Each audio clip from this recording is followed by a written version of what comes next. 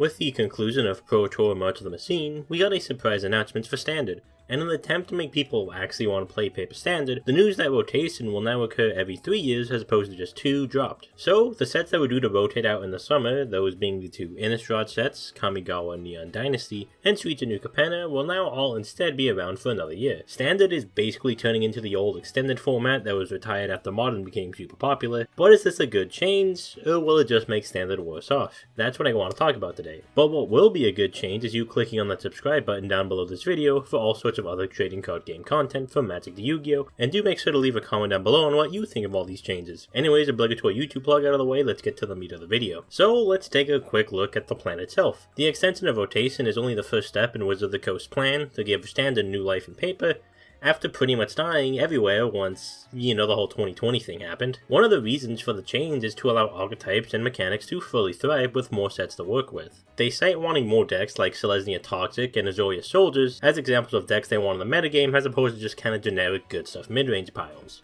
However, this also poses the problem of current Standard, where the best decks are, well, generic good stuff piles. Rakdos mid-range is probably the best deck at the moment, with the Grixis variant not too far behind. There's nothing really archetypey about these decks, they're all kinda doing the same thing, playing Fables and invoking the spell on everyone. With that being said, these decks aren't exactly unfair. They're not doing anything that's egregious, they're just very solid decks for the metagame because they just have the option to play a bunch of strong cards for very little downside. They can kind of answer everything the opponent can do, and even though these decks aren't unfair, they're almost too broad to where there's little reason to not play them when they can pretty much do everything. But that's not to say they're unbeatable. We've seen some contenders that have been able to keep up with Rakdos. We've seen innovation and success with decks like Esper Legends that can out-aggro it, and 5-color Ramp that has a favorable matchup against it. Of course, these decks can struggle against other decks, which is why they aren't as popular as Rakdos.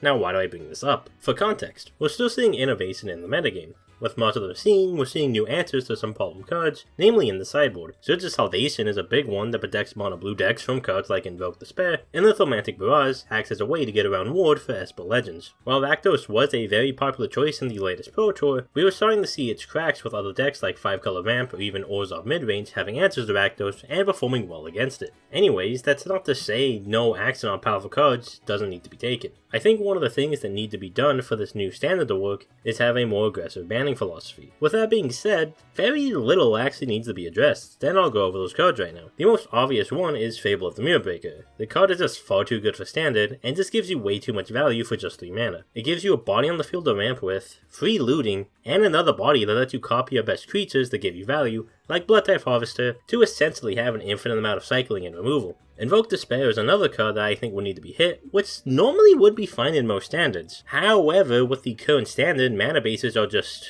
really fucking good. There's Pain Lands, Fast Lands, Slow Lands, and Triomes. This makes the cost of having 4 pips of the same color not that much of an issue. This is something that would normally be punished in more than 2 color decks. This problem is amplified as half the legal Triomes and Fastlands have black in them as well. Invoke Despair is almost never bricked on because you can almost always cast it. Not only that, but the Fable of the Mirror Breaker token also helps you fix your mana and allows you to cast it as early as turn 4. It helps you to draw cards for pretty much no downside while clearing your opponent's field of various cards. As such, these 2 out of 2 cards I think would need to be taken away from Rakdos midrange to kind of rein it in. But I don't think that's all you can ban. Something a lot of people need to know is when you ban cards from the top deck, especially when the gap between power levels is pretty small, you have to hit the other meta decks as well, or those will simply become the new best decks. But what other cards fall into this role? The most obvious second best deck is Esper Legends. Esper Legend thrives in a world without Rakdos. The deck has a ton of powerful creatures that slow down other strategies. Shrill forces you to prioritize it with removal, Thalia slows all non-creature spells down, and Raffine fixes your hand while boosting up the stat line of your creatures to get them out of cutdown range. These are the 3 that would be on the chopping block potentially, and I think the best choice should be Raffine. Raffine doesn't make or break the strategy, but it gives it a ton of consistency with its ward and being able to boost up other creatures' stat line, to the point of being unable to be removed with a card like Cutdown, Abrade, or any other card that removes by dealing damage. Although you have cards like Lithomantic Barrage to deal with Raffine,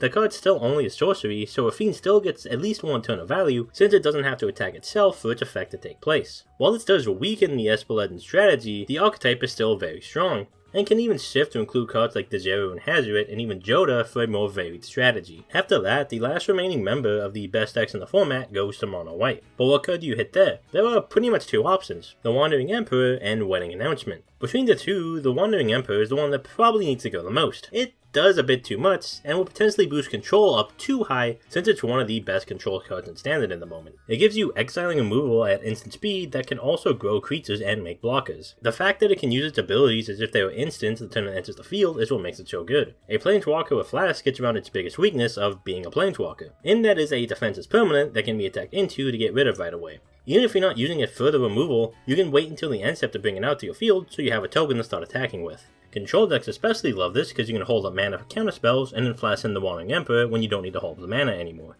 And as such, to kind of keep that in check, I think Wandering Emperor would be a card that needs to go along with the other ones. There are also some generically good cards like Reckoner Bankbuster, but I don't think they're much of a problem. A card being played a lot doesn't automatically make it ban-worthy, and the card is far from doing anything too unfair. It draws you cards, yes, but at the cost of needing to slow down your own game to draw the cards, and I think that's fine. And you might be thinking, Silly's gonna talk about Shieldred needed to be banned now, and I don't think she does. Part of the reason Shieldred is so good right now is because of Fable. Fable forces you to use your removal on the two creatures it creates, because otherwise they snowball hard. But almost every color has a way to deal with Shieldred. White and black have no shortage of removal spells, red has Nahiri's Warcrafting, green has damage-based removal effects like Bite Down and Cosmic Hunger, and blue has counter magic. But the problem is Fable centralizes all these removal cards and needs to be prioritized. With it out of the picture, I think Shieldred is a fine, if not strong card in the metagame since there are plenty of ways to answer it, and cards can be more prioritized on it. So one of the things Standard need to do with all this is deal with problem cards. Cards need a few months to see how they're played and adapted to, so I don't think the bans need to be hyper aggressive, but need to be dealt with as they become apparent problems. Now you might be thinking, but what about pricey cards? I bought this card and now it's banned and I can't use it anymore. Well, the cards aren't expensive because of Standard. All of Standard's expensive cards are that way because they're expensive in other formats. Fable is expensive because it sees modern and even legacy play, same goes for Atraxa. Shieldred and Leyline Binding are a few other examples. Now look at Standard powerhouses. Invoke Despair is one of the best cards in the format and it costs less than $1. Raffine is a $2 card, I could go on. Even if you buy these money cards and they get banned out of Standard, and you don't play Eternal formats, you can still sell them for pretty much the same value you bought them for, as a card getting banned in Standard isn't going to change the value of the card. We've already seen this proven in action with the banning of Mia Massacre that did absolutely nothing for the price. Perhaps a little annoying to sell them, but not the worst thing in the world when you can get most of your money back on them, sometimes if not more. Or you can save them if you do want to eventually start playing an Eternal format like Modern or Pioneer. Another thing Wizards stressed was wanting to do more for archetypes. This can work as its future standard sets are designed with this philosophy in mind. We'll likely see more tools for decks like soldiers and humans among other types in upcoming sets. They want to give more options to make more varied game plans and help expand certain archetypes to become more proper decks instead of just kind of randomly popping up and not much capacity. We kind of used to have a built-in way to do this with Corsets, which seem to have a pattern of going away and coming back a bunch. These sets welcomed a lot of reprints while giving new toys to standard decks. But I don't think part of the solution is bringing them back, at least not in the way they used to be. But I think the way is with supplemental boosters.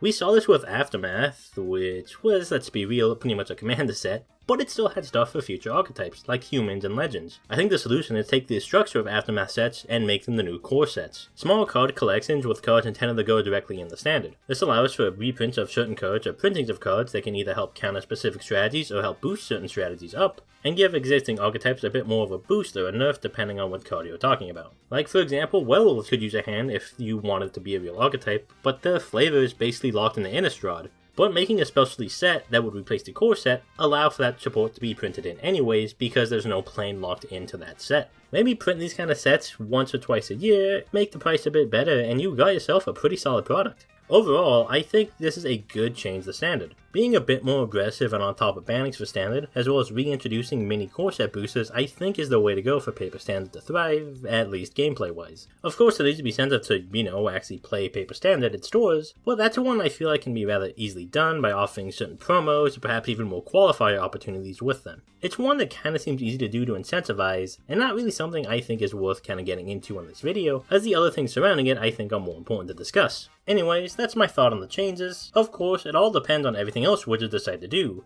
It's important to remember that this is only part one of multiple steps to change standard to make it more appealing for paper players. It feels like there's a lot of people who think this is the only change, and that's just simply not the case. Whether or not the extra stuff winds up helping or hurting is kinda yet to be seen, and we won't see until that's announced. But I am interested in this change, and I'm excited to see how the new standard will shake out. I've been JPEG. Thank you for watching. I'd love to hear your opinion on the changes down in the comments below, and if you enjoyed the video, do leave it a like and subscribe to the channel for more trading card game content.